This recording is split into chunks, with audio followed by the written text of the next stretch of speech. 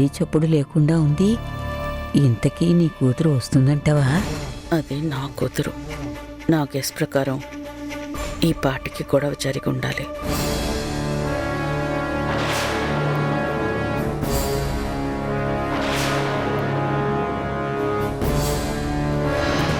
మధు నవ్వుతూ వస్తుందంటే ఏడుస్తూ కథ రావాలి.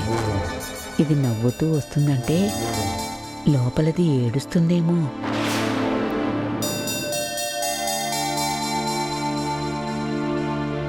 నువ్వు ఒక్కదానివే వచ్చావేంటమ్మా? శృతి రాలేదా? అది రాదండి. రాకపోతే పోనీలే మధు, నువ్వు కూర్చోమ్మా. శృతి వస్తుంది అత్తయ్య. మధు పిలిస్తే శృతి ఎలా వస్తుంది? అలా వచ్చేదైతే నేను పిలిచినప్పుడే రావాలి కదా. వస్తుందా? నీతో చెప్పిందా మధు? శృతి అలిగితే అంత ఈజీగా కాంప్రమైజ్ అవ్వదమ్మా. ఇన్నేళ్లుగా చూసిన ఎక్స్పీరియన్స్తో చెప్తున్నాను. శృతి రాదు గాని నువ్వు కూర్చోమ్మా.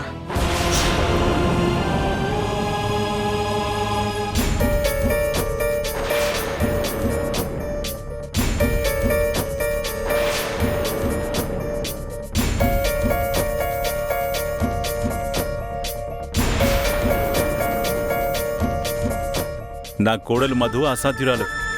సాధ్యం కాదనుకున్న దాన్ని సాధ్యం చేసి చూపించింది. కొండ మీద కోతిని కిందికి దింపింది. ఎవరిని డాడీ కోతి అంటున్నారు? నేను కాదులేమ్మా, కూర్చో. నువ్వు నాకు వడ్డించకర్లేదు. వడ్డించుకోవడం నాకు తెలుసు.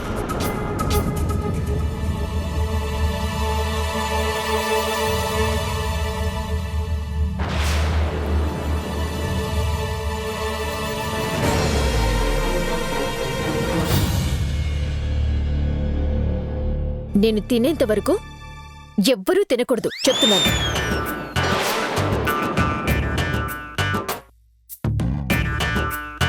నేను తింటాను. ఇది నా ఇల్లు. మా అన్న డాడీల సంపాదన. ఎవరి మీద కోపంతోనో నేనెందుకు తినడం మానేయాలి? నేను తింటాను. నాకు లేని రైట్స్ ఎవరికున్నాయి ఇక్కడ?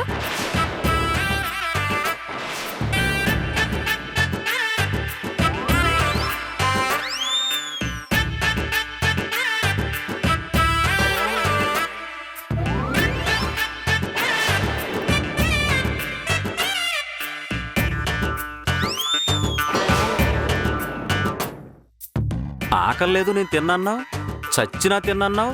ఇప్పుడు చచ్చేలా తింటున్నావేంటి? ఏంటి ఇది ఎలా తింటోంది? ట్రిప్పుకెళ్ళిన వారం రోజులు తిండి నీళ్లు దొరకని ఎడారిలో ఉన్నట్టు ఇలా యుద్ధం చేస్తుందేంటి?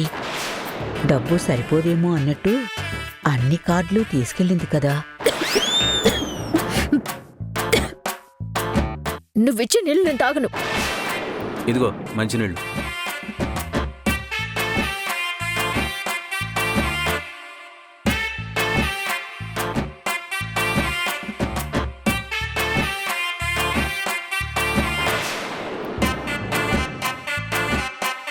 నేను తిన్నాక మిగిలిందే తినాలి, ఎవరైనా సరే.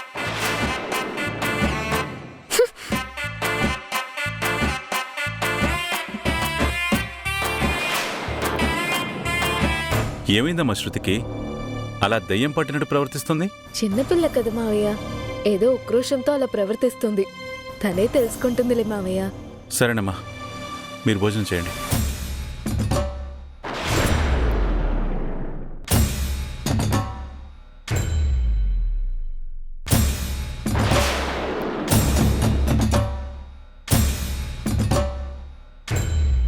చచ్చినా కూడా రాను అన్న శృతి వచ్చింది అంటే అంత నమ్మశక్యంగా లేదు. ఇదేదో చేసింది. ఏం చేసిందనేది అర్థం కావడం లేదు.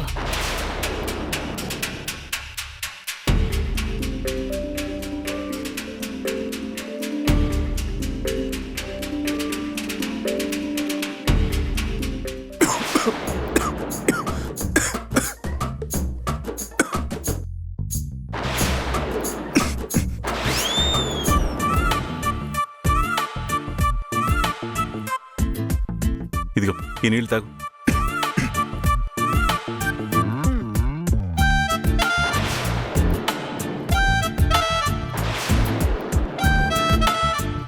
ఈ టైంలో ఎవరు తలుచుకుంటున్నారా? ఇది తలుచుకోవడం కాదు నాన్న, ఎవరో తిట్టుకుంటున్నారు.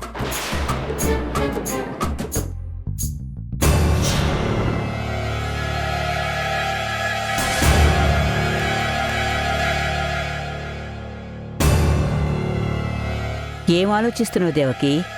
గొడవ జరుగుతుంది, ఈ గొడవని వాడుకొని దాంతో నువ్వు ఆడుకోవాలి అనుకుంటే అసలు అలాంటిది ఏమీ జరగకుండా, నీ అంచనాకి ఇంచుమించు కూడా సంబంధం లేకుండా నీ కూతురొచ్చి దెయ్యం పట్టిందాల్లా తినేసి వెళ్ళిపోయింది.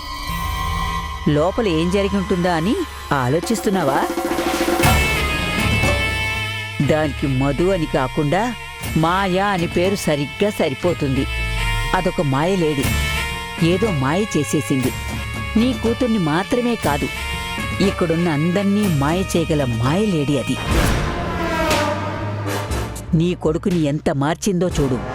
దాని మొహం కూడా చూడ్డానికి ఇష్టపడని వాణ్ణి వాడే తన కోసం కిందకొచ్చేలా చేసింది. దాన్ని వాడే తన గదికి తీసుకెళ్లేలా చేసింది. దాని కొంపలో అడుగు కూడా పెట్టడు అనుకున్నాం. అలాంటోణ్ణి తీసుకెళ్లి అక్కడ ఆడించింది, పాడించింది. మనకే ఎదురు తిరిగేలా చేసి మన చేతే వాళ్ళకి క్షమాపణలు కూడా చెప్పించుకుంది. ఇన్ని చేసిందది.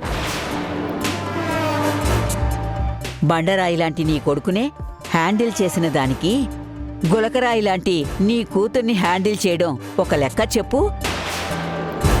ఖచ్చితంగా అదే ఏదో మాయ చేసి నీ కూతుర్ని రెచ్చగొట్టింది.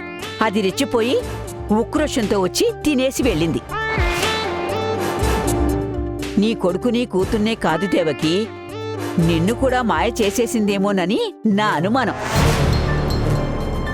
అవును మరి, దాని విషయంలో ఎన్ని మాటలు చెప్పావు. దాన్ని బయటికి గెంటేస్తాను, వాణ్ణి దాన్ని కలవనివ్వను, విడాకులిప్పిస్తాను అని ఏవేవో తాటాకు చప్పుళ్ళన్నీ చేశావు. చివరికి ఏం చేశావు? ఏవీ చేయలేకపోయావు. అంటే ఏంటర్థం?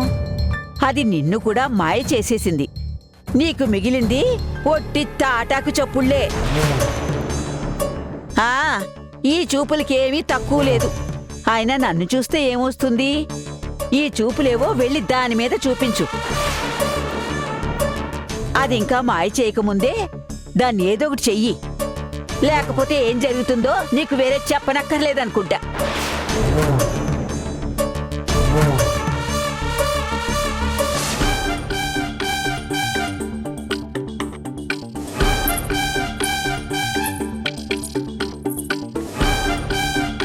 రాను రాను మనుషుల్లో మానవత్వం లేకుండా పోతుంది. మనుషులు చచ్చిపోతున్నా ఎవ్వరూ పట్టించుకోవట్లేదు.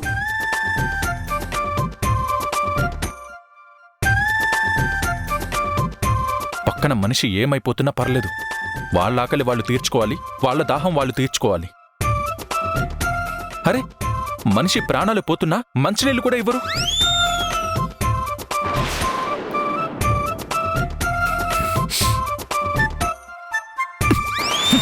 నా పాటికి నేను వాగుతూనే ఉన్నాను, నీ పాటికి నువ్వు పని చేసుకుంటూ ఉన్నావు.